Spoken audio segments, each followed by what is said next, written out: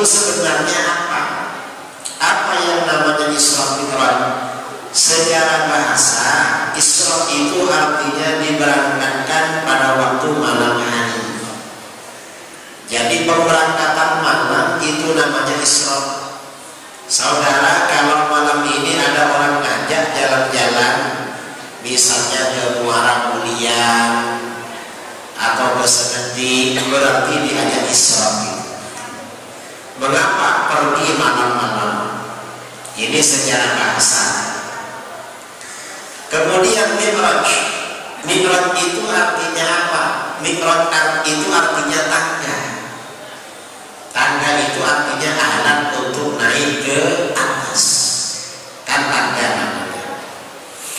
Nah, Isra-nya Rasulullah SAW diterangkan di dalam Al-Quran yang dibacakan oleh Qori tadi.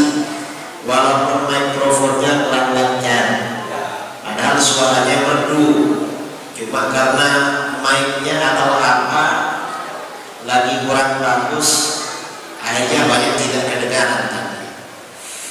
Allah Subhanahu wa ta'ala berfirman, Subhanalladzi asra bi 'abdihi lailan minal masjidil haram ilal masjidil aqsa alladzi barakna haulah.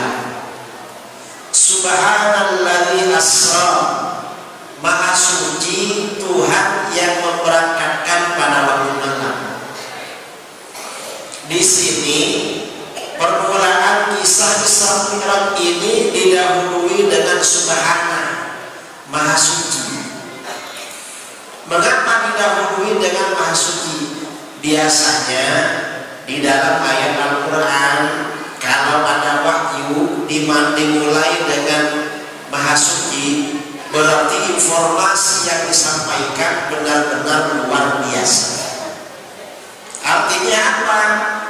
Informasi yang disampaikan itu benar-benar terjadi semata-mata karena kekuasaan Allah, karena kesempurnaan Allah. Karena itu makanya di sini dikatakan Subhanalladzi asra, maha suci Tuhan yang menjalankan pada waktu malam. Di abadi menjalankan hambanya lailan pada sebagian malam.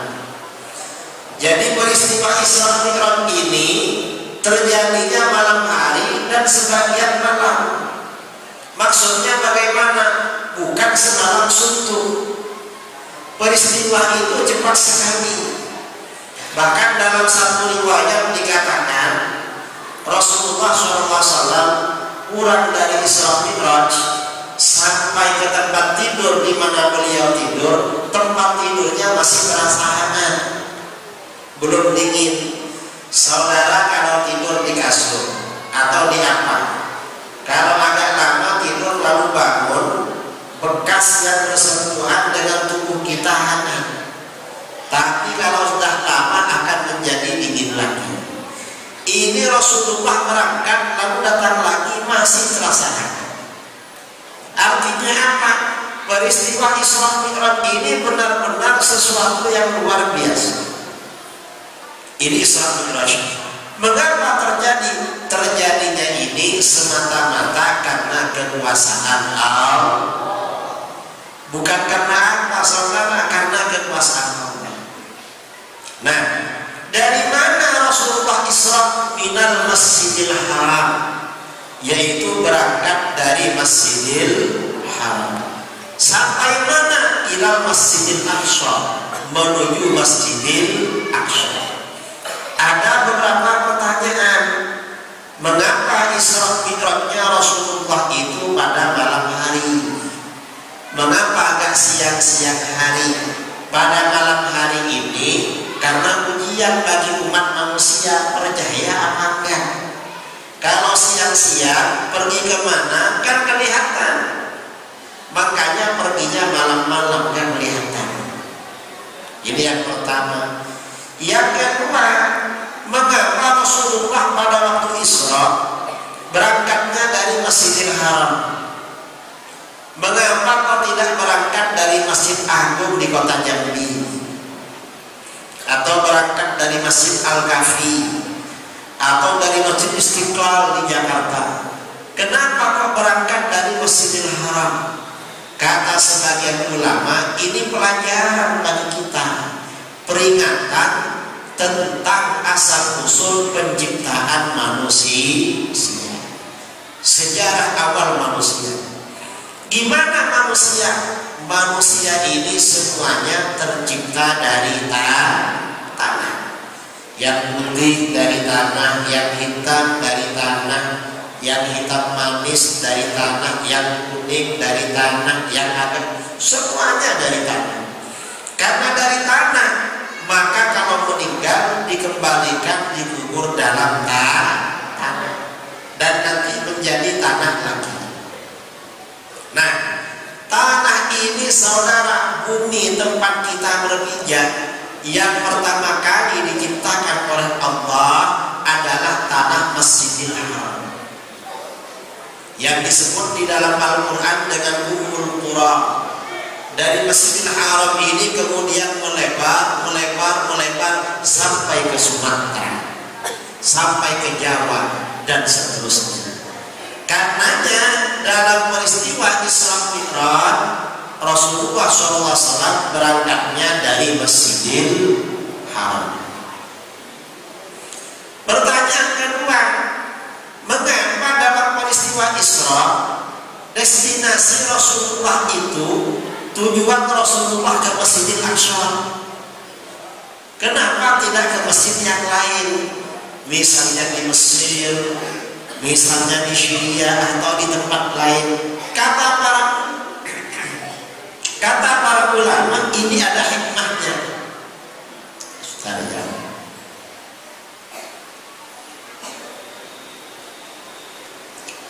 Apa hikmahnya? Ini mengingatkan tentang destinasi terakhir perjalanan manusia di muka bumi. Tujuan akhir perjalanan manusia di alam dunia. Gimana? Besok ini saudara akan terjadi kiamat. Ketika trompet sangkakala ditiup pertama kali, seluruh makhluk hidup akan mati. Kemudian ditiup yang kedua kali, hidup lagi. Nah, setelah kita ini hidup lagi, oleh Allah digiring berkumpul di mana? Berkumpul di tempat yang namanya padang mahsyar. Padang mahsyar itu di mana? Padang mahsyar itu di negeri Syam. Mana negeri Syam? Daerah-daerah sekitar Masjidil Aqsa. Jadi di sana, makanya umat Islam akhir zaman ini dianjurkan tinggal di Syam. Mengapa tinggal di Syam? Tidak tinggal di negeri lain di akhir zaman, bukan sekarang saudara. Kalau sekarang kita pergi ke sana ditangkap, nggak bisa. Karena orang akhir zaman ini amalnya kurang. Karena amalnya kurang, kalau tinggal di Sumatera, hari kiamat bangun, berangkat ke Syam jauh sekali. Tapi kalau kita amalnya tak banyak, tinggal di Syam, dikubur di sana, begitu bangun sudah ada di padang mahsyar. Gak capek-capek pergi, kira-kira begitu menurut saya. Ini padang mahsyar di negeri Syam. Nah, kemudian Rasulullah SAW berangkat dari Masjidil Haram menuju Masjidil Aqsa, dikawal oleh dua orang malaikat. Siapa? Yaitu malaikat Jibril dan malaikat Mikail. Apa kendaraan yang dinaiki Rasulullah dalam perjalanan dari Mekah ke Masjidil Aqsa? Rasulullah menaiki kendaraan yang namanya Burak. Burak ini kendaraan tercepat saudara. Gak ada kendaraan yang lebih cepat dari Burak. Dulu ada maskapai penerbangan di negeri kita namanya Burak. Sekarang sudah gak ada, karena Burak memang gak perlu lama-lama. Gak ada. Sampai di Masjidil Aqsa, Burak ini diikat. Di tempat para nabi-nabi sebelumnya mengikat kurang di situ. Mengapa diikat? Karena mau ditinggal. Setelah itu Rasulullah Mi'raj, naik ke langit pertama sampai ke atas. Jadi buraq ini kendaraan dari Masjidil Haram ke Masjidil Aqsa. Dari Masjidil Aqsa ke atas nggak naik buraq. Sama dengan saudara pergi ke masjid, dari rumah naik motor, masuk ke dalam, motornya ditinggal di luar. Jadi itu maksudnya. Nah, apa peristiwa penting, pelajaran penting yang dapat kita petik dari peristiwa Isra Mi'raj? Sesampainya Rasulullah SAW di Masjidil Aqsa, malaikat Jibril mengumandangkan azan. Begitu malaikat Jibril azan, arwah para nabi, para rasul, para malaikat datang semua ke sini. Ini artinya apa? Kalau di Masjid Al-Kahfi sudah dikumandangkan azan, maka masyarakat sekitar dipanggil untuk segera datang. Jadi arwah para nabi, para rasul, para malaikat datang. Setelah mereka datang, malaikat Jibril mengumandangkan iqamah. Begitu iqamah, apa yang terjadi? Para nabi, para rasul, para malaikat bersof-sof, berbaris-baris. Mengapa berbaris? Untuk menunaikan ibadah sholat. Makanya berbaris itu dianjurkan ketika iqamah. Iqamah sampai mana? Ketika iqamah membaca qad qamatis shalah, qad qamatis shalah, maka kita bangun merapikan shaf. Setelah para malaikat ini bersof-sof, berbaris-baris, apa yang terjadi? Malaikat Jibril mendatangi, menghampiri Rasulullah SAW, meminta beliau untuk menjadi imam sholat. Nah, ini artinya apa? Peristiwa ini kata para ulama menandakan. Peristiwa ini kata para ulama menunjukkan apa? Nabi kita adalah makhluk yang paling utama. Nabi kita ini adalah makhluk yang paling mulia. Nabi kita adalah makhluk yang paling sempurna. Karenanya imam masjid dicarikan yang begitu. Masjid-masjid kita ini untuk jadi imam, cari yang alim, betul? Agar tahu sah dan tidaknya sholat. Kemudian selain cari yang alim, ya, selain berilmu, orangnya ini juga mengamalkan ilmunya. Kemudian selain itu, bacaan Al-Qur'annya juga fasih. Kalau imam kita ini ilmunya mantap, orangnya juga mengamalkan ilmunya, bacaannya fasih, jamaahnya senang saudara bermakmum di belakang. Betul? Kalau imamnya tak pandai, tak ada ilmu, sudah tak ada ilmu, pekerjaannya gak bagus lagi. Sudah gak bagus, bacaannya keliru-keliru lagi. Akhirnya bagaimana? Jamaahnya besoknya gak datang lagi. Mengapa? Saya bermakmum sama itu sah apa enggak ya? Bingung. Makanya imam masjid cari yang paling bagus. Nah, Rasulullah SAW diminta menjadi imam para nabi, para rasul, para malaikat. Ini artinya apa? Berarti nabi kita ini makhluk yang paling mulia. Ini penting saudara, kita mengetahui kalau nabi makhluk yang paling mulia. Apa pentingnya? Kita ini bangga punya nabi paling mulia. Mengapa bangga? Kita ini selaku umatnya sudah barang tentu pasti barokah kemuliaan nabi kita itu akan mengalir kepada umatnya. Karena nabi ini makhluk paling mulia, nabi kita ini makhluk paling utama, maka bagaimana umatnya juga juga umat paling mulia. Umatnya Rasulullah ini saudara lebih mulia dari umat-umat para nabi terdahulu, lebih utama daripada umat-umat para nabi terdahulu. Mengapa? Sesuai dengan nabinya, nabi paling mulia. Ini namanya ajaran Islam Ahlus Sunnah wal Jamaah. Nabi kita ini nabi paling mulia, umatnya juga paling mulia. Nah kemudian setelah itu Rasulullah SAW naik ke atas. Kemana?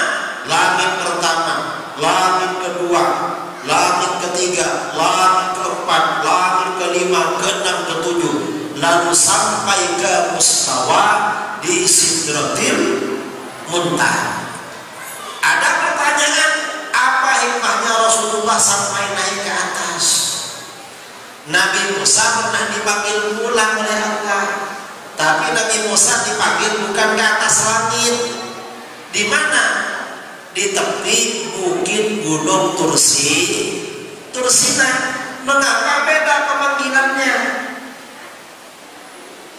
Allah Subhanahu wa ta'ala ketika akan berbicara langsung dengan Nabi Musa dipanggil ke bukit Tursina. Tapi ketika Allah Subhanahu wa ta'ala akan berbicara secara langsung dengan baginda Rasulullah SAW, Rasulullah justru dipanggil ke atas langit, bahkan di atas langit ketujuh, yaitu di Sidratil Muntaha. Mengapa? Ini ada hubungan dengan segmen atau jangkauan dakwah para nabi. Gimana? Rasulullah SAW bersabda, wa kana nabiyyun yub'atsu ila qaumihi khassah. Dulu nabi-nabi biasanya diutus kepada kaumnya saja. Artinya apa? Jaringannya itu lokal. Saudara ingat, dulu sebelum ada HP banyak orang punya HT. Ingat, HT itu kan jaringan apa? Antena, jaringan orang. Kalau jaringannya dekat-dekat, jaringannya lokal, antena itu kan tak perlu tinggi-tinggi kan, sudah bisa ditangkap karena jaringannya lokal. Nah, Nabi Musa ini diutus untuk orang Bani Israel saja, yaitu orang-orang Yahudi. Nabi Isa diutus untuk orang-orang Bani Israel ikut agama Nasrani. Artinya memang jangkauannya lokal, jaringannya lokal, tetapi untuk Rasulullah SAW dipanggil ke atas langit ketujuh di Sidratil Muntaha. Mengapa? Karena Rasulullah ini sasaran dakwahnya seluruh dunia. Saudara, kalau mau mengudarakan TV atau apa, kalau jangkauannya lokal cukup pakai antena. Tapi kalau jangkauannya dunia harus pakai jaringan satelit di atas. Nah, makanya di dalam hadis dikatakan wa bu'ithtu ilan nasi 'amma, dan aku diutus kepada seluruh umat manusia. Ada pertanyaan, mengapa Rasulullah juga naik ke atas? Lalu dalam perjalanan Rasulullah SAW melihat surga, melihat neraka. Ini peringatan pada kita. Peringatan apa? Di dunia ini kita hidup hanya sementara. Betul? Sementara, saudara. Buktinya sementara apa? Orang tua kita dah meninggal, saudara kita meninggal, tetangga kita meninggal, yang lebih muda dari kita ada nggak yang mati? Banyak. Berarti sebentar lagi siapa yang duluan? Saya apa Satria? Ya pokoknya jangan bareng-bareng lah, biar ada yang babak itu. Artinya sebentar. kehidupan dunia dan destinasi terakhir kehidupan manusia sebenarnya adalah alam akhirat. Ini yang penting lagi saudara. Karena kehidupan terakhir manusia ini di akhirat, maka pesan Rasulullah SAW, apapun yang kita lakukan jangan sampai lupa akhirat.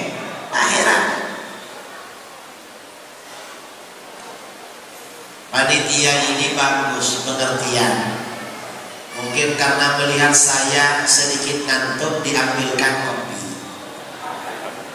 Sebenarnya dari tadi saya pikir-pikir, coba ada kopi kan enak. Apalagi kopi Jambi yang terkenal kopi AA. Entah ini kopi AA apa kuku ya. Coba dulu.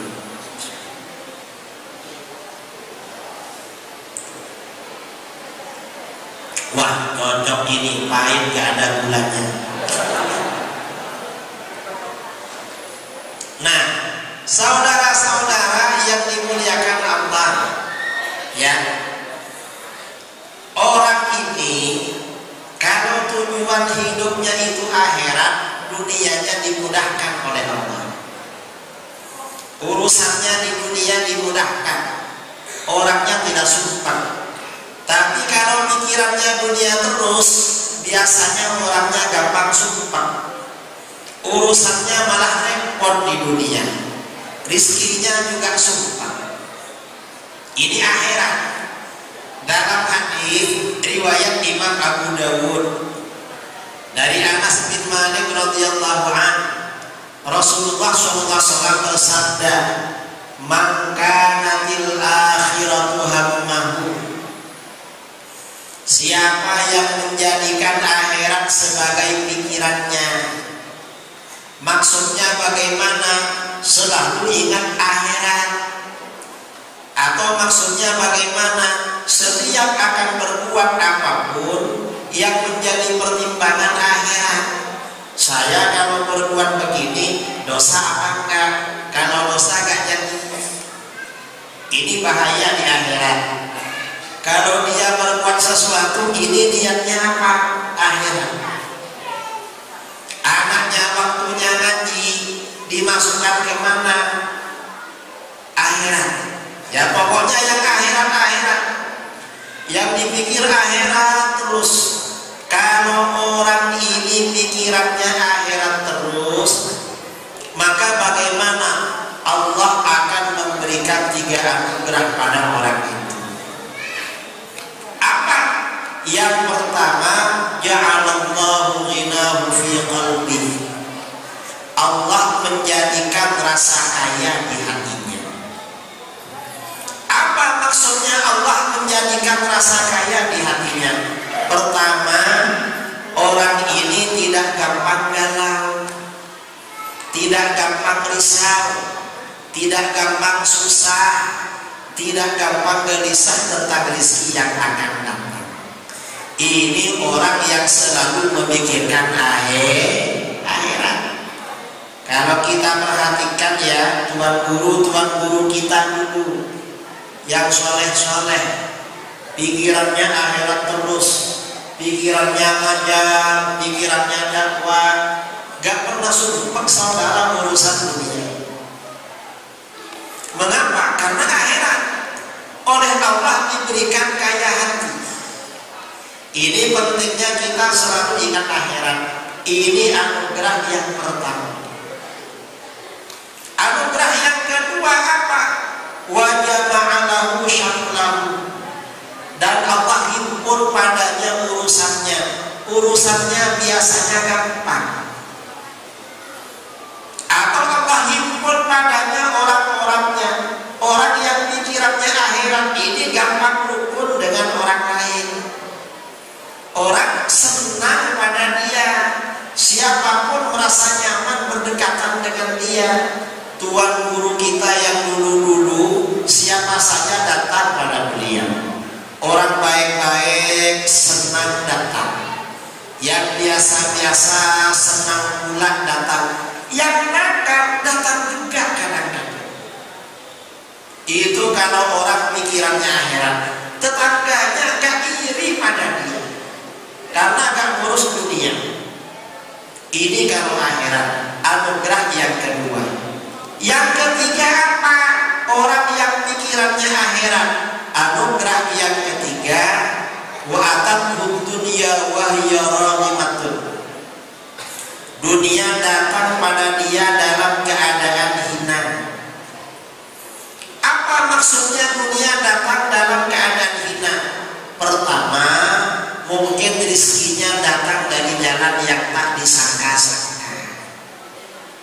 Yang kedua, rizkinya datang tanpa melelahkan pikiran. Pikirannya santai, hasilnya lancar. Pikirannya santai, hasilnya banyak. Kerjanya tenang-tenang, labanya banyak. Yang kedua. Yang ketiga, mungkin dunia memang datang menyembah-nyembah sampai ditolak-tolak. Saya ini dengar dari guru-guru, tuan-tuan guru dulu itu diantarkan uang kadang-kadang ditolak. Dunianya menyembah-nyembah. Dan sampai sekarang sebagian ada yang cerita, itu orang itu mau datang ke sini. Untuk apa guru? Katanya mau ngasih uang sekian. Terus guru gimana? Saya gak mau. Dunia itu ditolak-tolak saudara, sampai hina. Ini ada cerita ya di Indonesia. Di Indonesia ini ulama yang karangannya terkenal di seluruh dunia ada dua. Siapa? Yang pertama Syekh Nawawi Banten. Kitab-kitab yang dikarang dikaji di mana-mana. Yang kedua siapa? Yang kedua Syekh Mahfud Termas. Konon diceritakan oleh guru-guru pada waktu ibunya Syekh Mahfud Termas, ibunya hamil Syekh Mahfud, beribadah terus kepada Allah. Malam bangun, sholat, wiritan, baca Quran, menangis pada Allah, mendoakan kandungannya jadi anak soleh. Kalau siang puasa, ibadah terus. Lama-lama setelah kehamilannya besar, Bu Nyai ini bawa beras ke sumur. Untuk apa? Mau dicuci, dimasak. Dulu ini pakai sumur kan, yang namanya sumur pakai timba, pakai tadi. Entah di seberang dulu ada sumur. Ada juga ya. Kalau generasi sekarang gak kenal sumur, sudah gak ada sumur sekarang, diganti dengan pipa. Begitu menimba air dari sumur, lalu air disiramkan pada beras, apa yang terjadi? Tiba-tiba berasnya berubah menjadi emas. Kira-kira kalau saudara mencuci beras, berasnya berubah menjadi emas, senang apa gak senang? Senang. Lalu bagaimana dengan Bu Nyai? Ternyata ibu Nyai ini langsung menangis, saudara. Ya Allah, saya kok dikasih emas? Buat apa ini? Ya Allah, tolong kembalikan jadi beras lagi. Saya gak ingin kekayaan, gak ingin emas. Saya ingin yang ada di kandungan saya jadi anak soleh. Gak mau, saudara, nangis. Akhirnya emasnya jadi beras lagi. Jadi dunia ini datang dalam keadaan hina, gak diterima. Emas gak diterima, maunya beras aja. Setelah Syekh Mahfud ini lahir, belajar pada orang tuanya dan keluarganya, lalu belajar kepada ulama-ulama di Jawa. Setelah itu melanjutkan ke Mekah Al-Mukarramah. Tidak lama kemudian menjadi pengajar di Masjidil Haram. Dan karangannya sampai sekarang terkenal di mana-mana. Ini karena orang tuanya gak suka dunia. Mencoba saudara mencuci beras berasnya berubah menjadi emas, kira-kira menangis apa enggak? Mungkin menangis, cuma tangisannya beda. Ya Allah, beras saya bukan cuma ini. Di dapur masih ada 2 karung, sudah jadi emas apa belum? Jadikan emas pula ya Allah. Kurang terus kalau orang macam kita, sama-sama nangis tapi tangisannya beda. Nah, ini artinya apa saudara? Orang ini yang pikirannya akhirat terus, gak gampang susah soal dunia. Dunianya dimudahkan oleh Allah. Dan orang ini biasanya gampang rukun dengan banyak orang. Makanya tuan guru bikin pondok, tujuannya akhirat, banyak muridnya. Orang senang pada guru. Nah, ini kalau orang pikirannya akhirat. Lalu biasanya Rasulullah itu kalau menjelaskan sesuatu maka dijelaskan pula hal yang berlawanan. Tadi ini kan mengenai orang yang pikirannya akhirat terus. Sekarang sebaliknya, wa man kanatid dunya hammahu, siapa yang menjadikan dunia sebagai pikirannya, apapun yang dia lakukan tujuannya urusan dunia, menjadi apa saja untuk menumpuk kekayaan dunia terus. Kalau orang ini yang dipikirkan dunia terus, oleh Allah diberikan 3 akibat. Apa? Yang pertama, ja'alallahu faqrahu baina 'ainaihi. Allah menjadikan kefakiran pada keningnya, menjadikan kefakiran antara kedua matanya. Artinya apa? Orang ini saudara, kalau pikirannya dunia terus, selalu galau, selalu risau, selalu gelisah tentang rezeki yang akan datang. Kalau dia punya uang cukup 1 minggu, dia gelisah memikirkan minggu depan. Kalau uangnya cukup 1 bulan, gelisah lagi memikirkan bulan depan. Kalau uangnya cukup 1 tahun, susah dia mikirin tahun depan. Kalau uangnya cukup seumurnya, susah lagi dia memikirkan anak-anaknya. Ini kalau orang pikirannya dunia terus. Bahaya saudara kalau orang pikirannya dunia terus. Apa? Gampang stroke, gampang sakit. 90% orang sakit itu karena pikiran.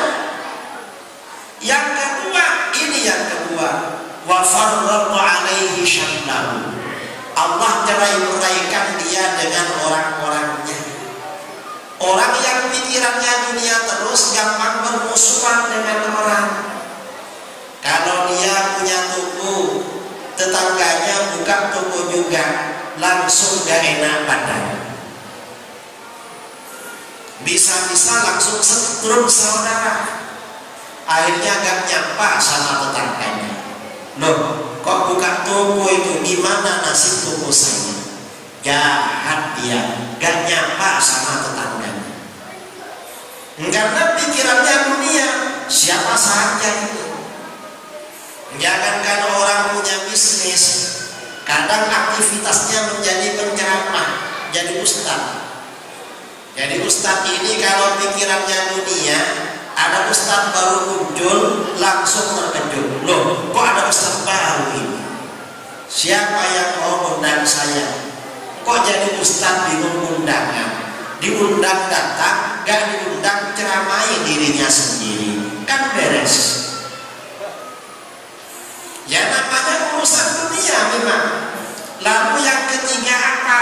Yang ketiga, akibat yang ketiga, walam yantihi minat dunya illa ma qutira lahu.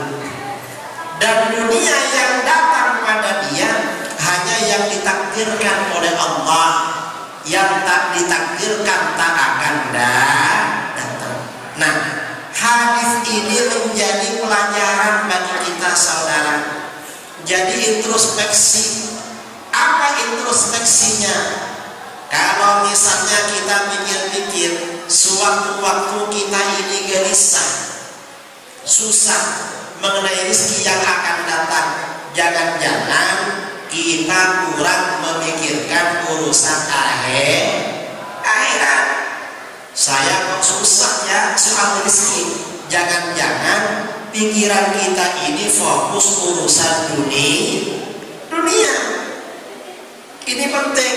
Ini diantara tujuan peristiwa Isra Mi'raj. Makanya orang ini punya anak. Apa saja tergantung niatnya saudara. Kadang orang ingin punya anak. Apa niatnya punya anak? Ada yang niatnya akhirat, ada yang dunia. Kalau yang niatnya akhirat, saya punya anak agar nanti menjadi orang yang berbakti, beribadah kepada Allah, dapat pahala dia. Walaupun gak jadi anak, ternyata gak jadi. Ada orang ingin punya anak tujuannya dunia. Apa? Mengapa ingin punya anak? Nanti kalau sudah tua ada yang menemani. Nanti kalau sudah tua ada yang menuntun ke kamar mandi. Loh, ingin gak sehat? Nah, orang ini membesarkan anak, niatnya ditata. Apa tujuan membesarkan anak? Kalau tujuan akhirat, berharap anaknya jadi orang soleh, nanti menjadi orang yang ahli ibadah, berbakti kepada Allah. Maka bagaimana dapat pahala dia saudara? Sedangkan urusan dirinya untuk masa tuanya diserahkan kepada Allah. Ada lagi orang mendidik anak, membesarkan anak untuk dunia. Mengapa kamu besarkan anak kamu? Enak nanti kalau sudah tua tinggal memetik hasilnya. Apa? Nanti dia yang kerja, kita gak kerja. Terus apa lagi?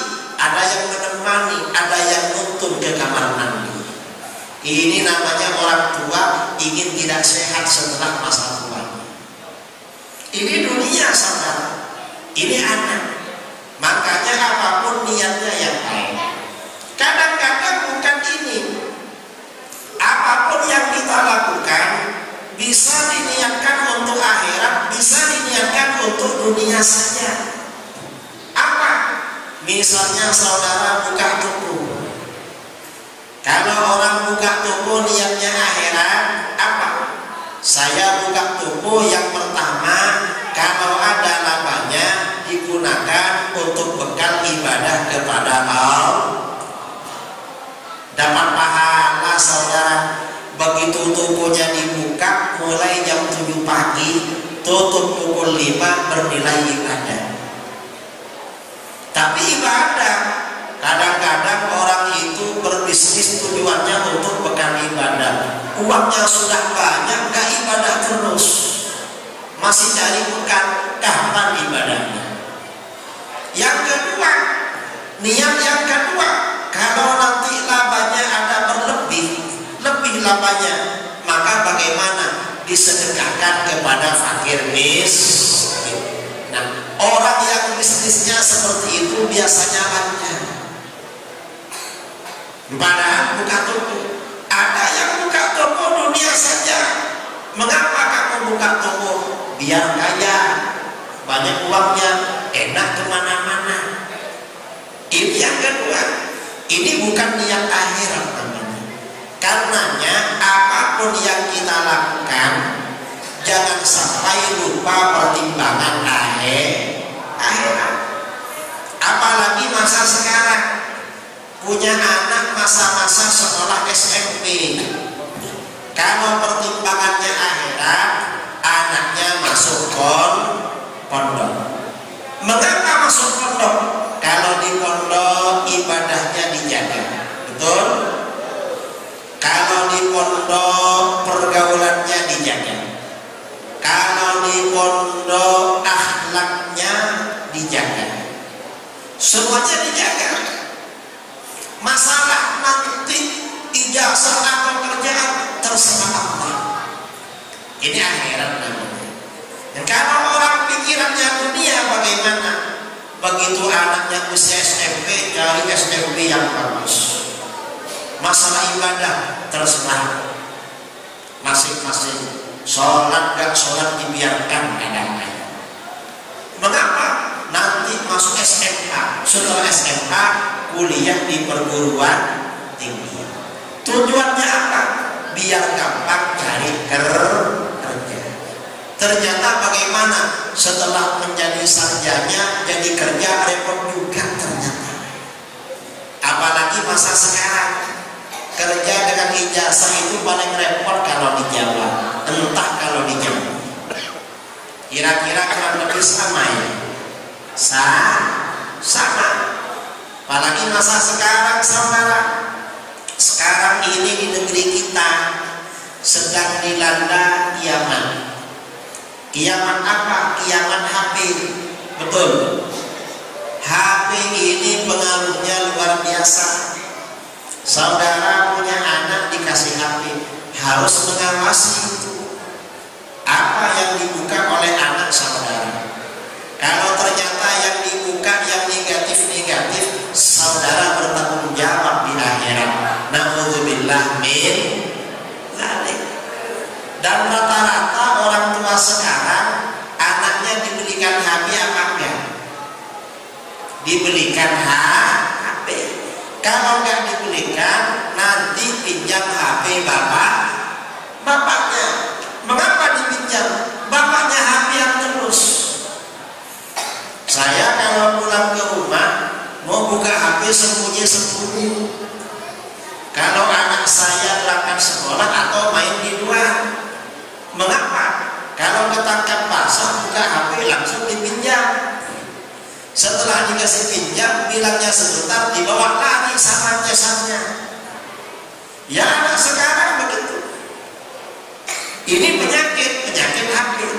Belum lagi yang namanya penyakit narkoba. Narkoba itu di Sumatera, termasuk di Jambi, benar-benar merajalela saudara. Kalau nggak percaya, tanya sama Pak Polisi. Pak Polisi tahu peredaran narkoba. Ini luar biasa. Nah, maka bagaimana kalau punya anak memikirkan nasib di akhirat, anaknya dimasukkan pondok? Betul. Ini zaman sekarang, walaupun sekolah yang ada pondoknya, walaupun kuliahnya tetap di pondok. Karena sekarang ini tantangannya berat memang. Ini urusan akhirat. Penting saudara. Kemudian yang ketiga, ini ketiga apa keempat dari tadi? Ketiga ya. Tadi kan Isra Mi'raj, sekarang akhirat.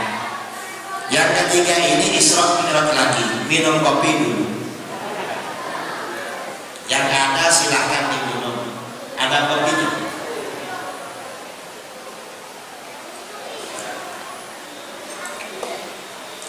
Yang ketiga, dalam peristiwa Isra Mi'raj, Rasulullah SAW melakukan perjalanan panjang.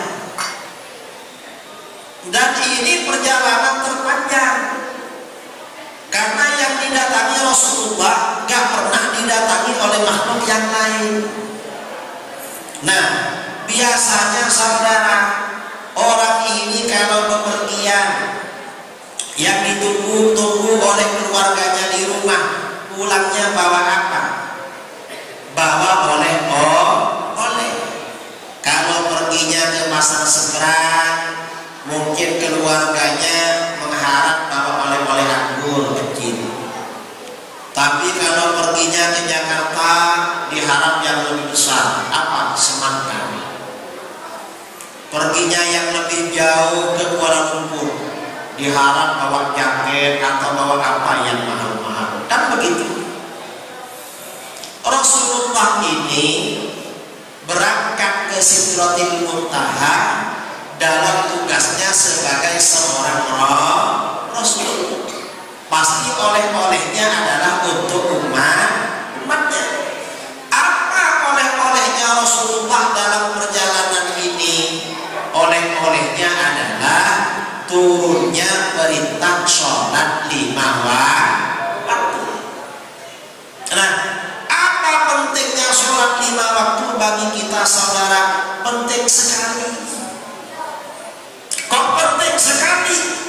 Karena apapun dalam kehidupan ini, baik tidaknya perbuatan seseorang, semuanya tergantung pada sholatnya. Orang ini kalau sholatnya bagus, perbuatannya akan bagus. Tapi kalau sholatnya nakal, jarang-jarang perbuatannya pasti nakal. Betul? Ini sholat. Di dalam Al-Quran diterangkan, inna sholata tanha anil fahsya'i wal munkar.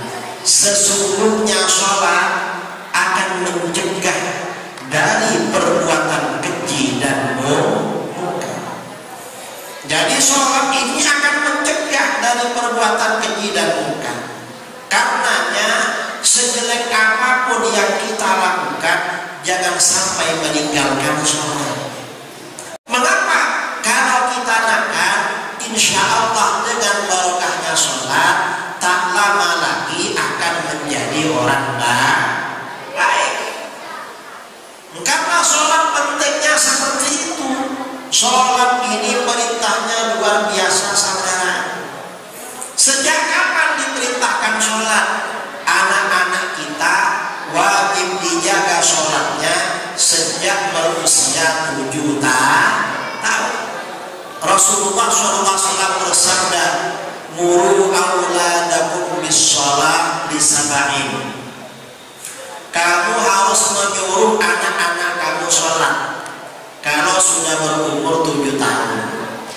Kalau anak kita umur 7 tahun, waktunya sholat gak disuruh sholat, sehingga tidak sholat, anaknya tidak dosa. Siapa yang dosa? Yang dosa orang tua. Orang tuanya yang dosa. Itu umur 7 tahun. Kalau sudah umur 10 tahun, wadribuhum 'alaiha li'ashrin. Kamu harus memukul anak-anak kamu karena meninggalkan sholat kalau sudah berumur 10 tahun. Ini sholat. Mengapa sholat ini diperintahkan sejak kecil? Agar anak kita terbiasa sholat. Kalau anak kita terbiasa sholat, nanti akan tumbuh menjadi orang yang disiplin dan menjadi anak yang soleh. Ini sholat. Kalau kita gak sempat menjaga sholat anak kita, atau kita kerepotan menjaga sholat anak kita, maka bagaimana caranya? Solusinya anak kita segera masukkan pondok. Kalau di pondok dijamin saudara, tuan gurunya yang jaga sholatnya, tuan gurunya yang jaga akhlaknya, tuan gurunya yang jaga agamanya. Orang tuanya tinggal rajin kerja cari uang. Tiap bulan anaknya di pondok dikirim. Jangan lupa gurunya dikirim juga. Mengapa? Sudah membantu saudara menjaga anak saudara. Ini pentingnya ibadah sholat. Betul saudara, sholat ini memang mencegah dari perbuatan keji dan munkar. Ini banyak cerita. Imam Asy-Syarani dalam kitabnya Al-Bahrul Mawrud bercerita, pada masa ulama salaf dulu ada seorang laki-laki rajin sholat berjamaah di masjid, rajin sholat sunnah. Tapi orang ini kalau malam-malam istiqomah mencuri.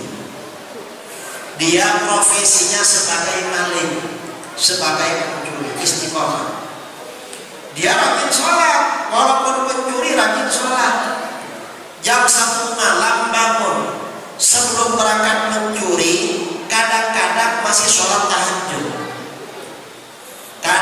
sebelum berangkat sholat istikharah dulu.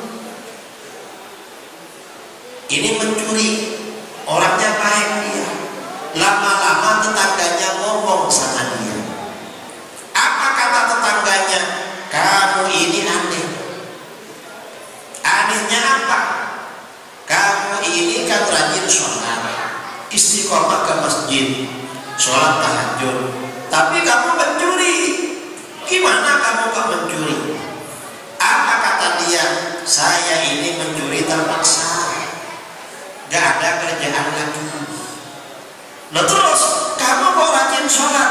Kata dia, kalau saya ini selaku pencuri, lalu saya tidak rajin sholat, kira-kira nasib saya tambah bagaimana? Sudah pencuri masih gak rajin sholat, kan terlalu. Biarlah walaupun saya pencuri, yang penting rajin sholat. Berarti ini pencuri yang soleh. Betul? Gak ada saudara pencuri itu soleh. Akhirnya apa? Tiba-tiba di daerah itu aman. Yang asalnya kemalingan telur, gak ada telur hilang. Yang asalnya kehilangan pisang, gak ada pisang hilang. Kemalingan ayam, gak ada ayam hilang. Karena sudah lama aman, masyarakat sekitar situ penasaran, mana si fulan yang rajin sholat, kok kita gak kemalingan lagi. Orang ini saudara, kalau biasa kemalingan lalu gak kecurian, kadang penasaran, kok bisa ya gak ada yang ngambil. Wong biasanya ada yang ngambil. Akhirnya apa? Sebagian masyarakat situ punya uang berangkat umroh ke tanah suci. Begitu sampai di tanah suci, apa yang terjadi? Sampai di sana, ternyata tetangganya yang rajin sholat itu sudah bertaubat menjadi orang soleh. Dia kerjanya baca Quran di Masjidil Haram, kerjanya sholat, kerjanya bertawaf, berzikir, nangis pada Allah. Dan sekarang dia sudah kurus. Dulu ketika pencuri gemuk, karena pencuri biasanya banyak makan. Karena sudah bertaubat sekarang kurus. Tetangga-tetangganya bilang sama dia, kamu kok bisa bertaubat? Kamu kok bisa jadi orang soleh sekarang? Kan kamu pencuri hebat. Apa kata dia? Saya ini dulu memang pencuri, tapi walaupun pencuri, saya dulu rajin sholat. Karena rajin sholat, akhirnya diangkis, diselamatkan oleh Allah menjadi orang yang bertaubat. Coba saya gak rajin sholat, kamu pasti dicuri terus. Kamu gak bisa ngumpulin uang untuk pergi umroh. Untung saya taubat, kamu bisa sampai ke sini. Nah, ini artinya apa? Sholat ini penting saudara. Dengan sholat, insya Allah perbuatan kita akan berubah menjadi baik. Karenanya ibu-ibu, kalau punya suami sholatnya istiqomah, jarang pulang, jangan khawatir. Mengapa? Suami yang istiqomah sholatnya, walaupun jarang pulang, insya Allah tidak akan selingkuh. Paling-paling kawinlah lagi. Berarti suami yang soleh. Karena gak mau sama yang haram, suka barang halal. Ini ada kejadian saudara di daerah saya di Jember dulu. Kepala PLN datang kepada kiai, guru kita di Jember. Curhat dia dulu kira-kira 20 tahun lebih.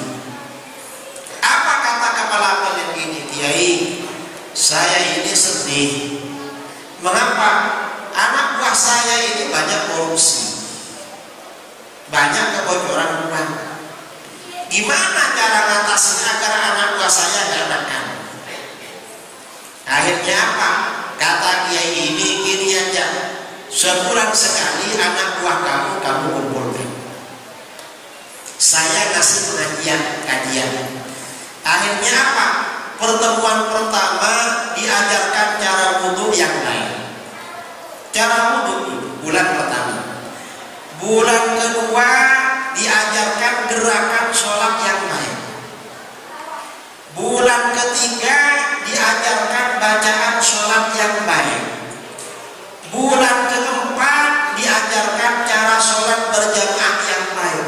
Sholat terus yang diajarkan. Akhirnya apa?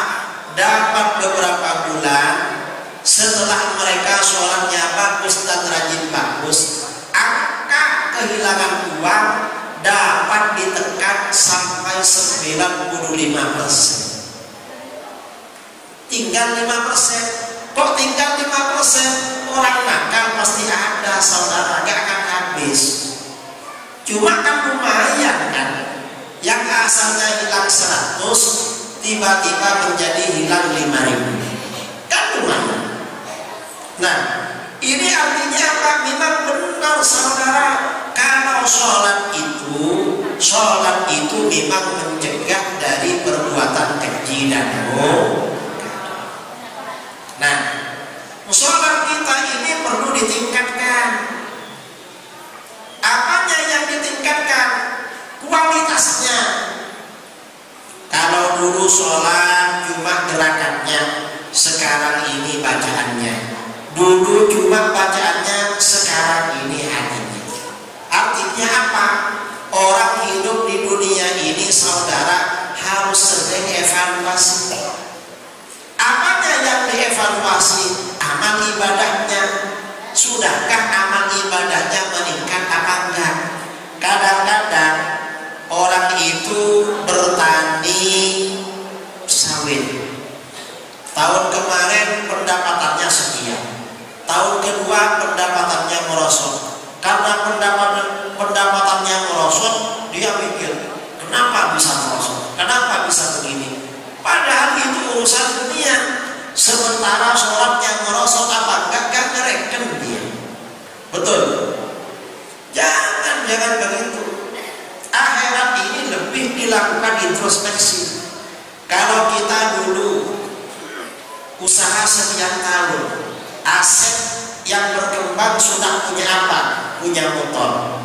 Lalu sekian tahun punya mobil. Sekian tahun beli rumah lagi. Sekian tahun beli ini. Itu dunia. Mestinya akhirat itu juga diintrospeksi, dievaluasi. Saya dulu sholat gini aja. Saya dulu sholat berjamaah Jumat Maghrib dan biasanya orang itu ke masjid 5 waktu apa Maghrib dan subuh saudara. Maghrib dan subuh. Kemudian ditingkatkan isyaknya. Setelah isyaknya ditingkatkan zuhurnya. Setelah zuhurnya ditingkatkan asarnya. Setelah 5 waktu berkembang, beberapa waktu kemudian sholat sunnah rawatib qobliyah ba'diyah. Setelah qobliyah ba'diyah dilengkap ditambah lagi duhanya gimana. Setelah duhanya berkembang ditambah lagi gimana tahajudnya. Setelah ini berkembang ditambah lagi istiqomah baca Al-Quran. Kadang-kadang orang itu apa namanya? Karena melihat anaknya ini penghasilannya merosot, orang tuanya sedih. Dia akan sedih kalau ibadah anaknya merosot. Mestinya itu kan yang lebih dipikirkan. Mengapa? Di dunia ini sementara saudara. Di dunia tidaklah lama. Kita ini harus evaluasi tentang kehidupan akhirat. Jangan sampai usia kita sudah tua, ibadahnya masih seperti kelas SD dulu, nggak berkembang. Betul. Terutama ibadah sholat. Ini pentingnya hikmah peringatan Isra Mi'raj. Karena ini waktu sudah malam dan ibu-ibu di belakang sudah pada diam. Ibu-ibu ini di mana-mana kalau diam biasanya tidur saudara. Kalau nggak tidur biasanya mereka usul, protes. Ini sepertinya dah pada ngantuk dan pada tidur. Mudah-mudahan bermanfaat. Amin Allahumma amin. Mudah-mudahan kita istiqomah sholat. Mudah-mudahan sholat kita semakin meningkat, baik kualitas maupun kuantitas. Mudah-mudahan anak-anak kita rajin sholat, istiqomah sholat. Amin Allahumma amin. Karena Isra Mi'raj ini sebenarnya sholat. Ada yang belum sholat isya? Ada. Sholat nanti Isra Mi'raj malah gak sholat. Karena Isra Mi'raj ini sebenarnya hari ulang tahun turunnya perintah sholat 5 waktu. Itu sebenarnya. Ada yang tanya, kenapa masa ulama salaf gak ada peringatan Isra Mi'raj? Orang dulu soleh-soleh saudara. Orang dulu alim-alim dan soleh-soleh. Sekarang ini nakal semua. Banyak yang nakal. Memang perlu banyak peringatan di akhir zaman ini, biar gak terlalu nakal. Amin Allahumma amin. Saya kira ini yang perlu saya sampaikan. Mungkin karena efek hujan lebat tadi ya, akhirnya jamaahnya ngantuk-ngantuk, dan anginnya juga sepoi-sepoi. Angin dingin ini juga bikin ngantuk. Mudah-mudahan nanti pulang ke rumah mendapatkan anugerah mimpi yang indah. Amin Allahumma